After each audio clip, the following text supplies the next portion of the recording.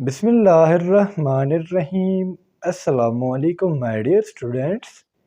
This is me, Bilal Ahmed, and you are watching my YouTube channel All Pak Verses.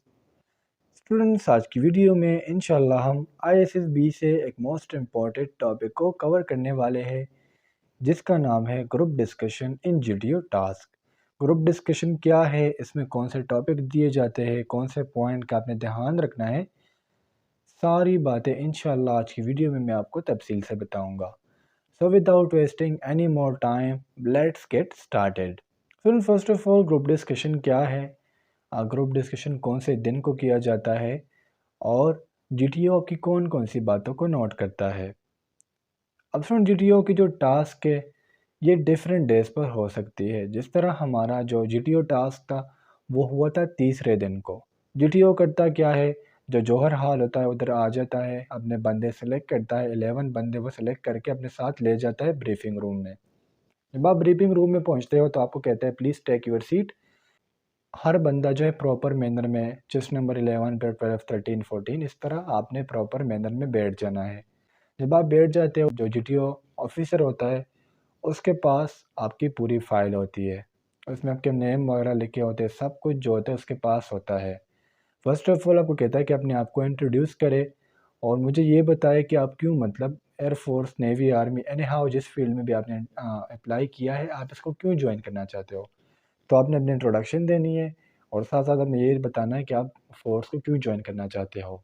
उसके बाद फिर सुन, GTO आपको group discussion के लिए कुछ ब्रीफिंग देता है और ब्रीफिंग के बाद वो आपको 2 टॉपिक्स देगा। एक टॉपिक आपका होगा इंग्लिश में और एक टॉपिक आपका होगा उर्दू में। फर्स्ट ऑफ ऑल जो वो आपको टॉपिक देता है तो वो होता है उर्दू में। उर्दू में स्टूडेंट्स हमें टॉपिक मिला था कि मुसलमानों की नाकामी की वजूहात बयान करें। तो ये तो हो गया आपको उर्दू का टॉपिक। लेकिन अब आपने जो बातें याद रखनी है, अपने ज़हन में रखनी है, वो भी मैं आपको बता दूं।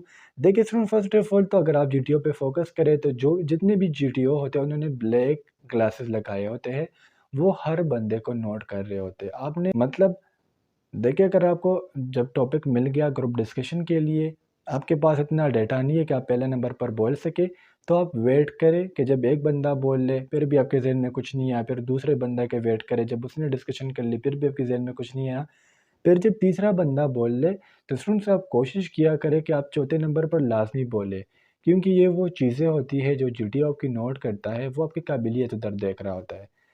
तो जो भी बंदा बोलता है, इर्द-गिर्द आपके 11 कुलीग और बैठे होते हैं, वो जब बोलते हैं ना कुछ, तो आपने उसके साथ हमेशा एग्री करना है और आपने इतने इंटरेस्ट से उसकी तरफ देखना है कि GTO को ये लगे कि हाँ, ये बंदा इधर है, ये बंदा इधर मौजूद है और ये जो है दूसरों की बातों में इंटरेस्ट ले रहा है।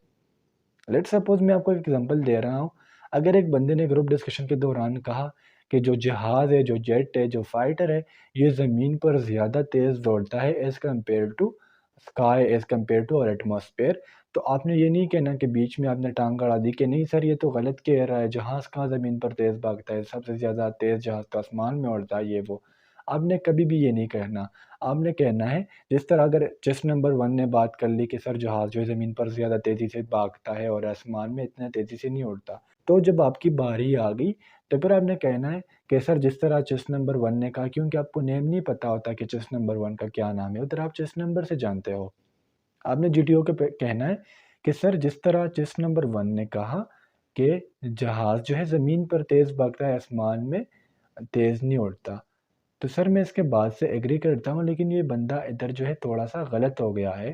सर जहाज़ जो है ज़मीन पर स्लो रनिंग के दौरान भागता है, जबकि फ़िज़ा में उसकी स्पीड ज़्यादा होती है। आपने ये जो मैनर है ये इख्तियार करने हैं कि आपने GTO की तरफ नहीं देखना कि आप ग्रुप डिस्कशन कर रहे हो और आप GTO की तरफ बार-बार देख रहे हो। नहीं, आपने ये कभी भी नहीं करना। और दूसरा जो टॉपिक आपको मिलता है इंग्लिश में।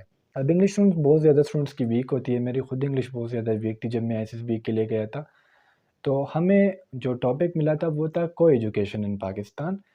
तो स्टूडेंट्स, आपने जब भी किसी टॉपिक पर बात करनी होती है, किसी टॉपिक पर डिस्कशन करनी होती है, तो आपने हमेशा उसका पॉजिटिव साइड जो है पहले लेना है। जिस तरह पॉजिटिव साइड में ये आता है कि आप उसको कहें कि सर को एजुकेशन से जो है बंदों में कॉन्फिडेंस आता है, एक दूसरे को जो है बहन भाई की तरह समझने लग जाते हैं, हेसिटेशन हम कम हो जाती है। तो फर्स्ट ऑफ ऑल आपने एक चीज़ के एडवांटेजेस बयान करने हैं, उसके बाद आप डिसएडवांटेजेस की तरफ आया करो। कभी भी ये नहीं करना कि पहले आप एक टॉपिक के डिसएडवांटेजेस आपने बयान कर लिए, फिर उसके बाद आप एडवांटेजेस की तरफ आते हो, नो। पहले आपने एडवांटेजेस को बयान करना है। तो ये थे स्टूडेंट्स आपके 2 टॉपिक्स, एक टॉपिक आपको इंग्लिश में दिया जाता है और एक टॉपिक जो आपको उर्दू में दिया जाता है। बस आपने 2 बातें नोट करनी है। जब आपके पास डेटा नहीं होता तो फर्स्ट नंबर पर आपने चीज़ें नहीं माननी कि जैसे सर ने टॉपिक दिया आपने डायरेक्ट स्टार्ट कर दिया, नो। बल्कि आप अपनी बारी की वेट करें। 2-3 बंदे जब एक चीज़ के बारे में बोल लेते हैं, इंसान के ज़हन में एक आइडिया आ जाता है, तो उसके बाद आप बोल लिया करो। एंड द सेकंड वन, जो बंदे बातें कर रहे होते हैं ना, जस्ट नंबर 11, 12 जो भी है, तो उसकी बातों में आप इंटरेस्ट लिया करो और बार-बार वीडियो की तरफ ना देखा करो। तो ये थी कुछ बातें ग्रुप डिस्कशन के ऊपर। उम्मीद करता हूँ आपको ग्रुप डिस्कशन की समझ आ गई होगी और अगर आप लोगों को कोई कन्फ्यूजन हो, कोई डाउट हो, तो आप मुझसे कमेंट सेक्शन में पूछ सकते हो। इंशाल्लाह अगले वीडियो में मिलते हैं, तब तक के लिए मुझे इजाज़त दीजिए। मुझे अपने दुआ में याद रखिए। अल्लाह हाफ़िज़।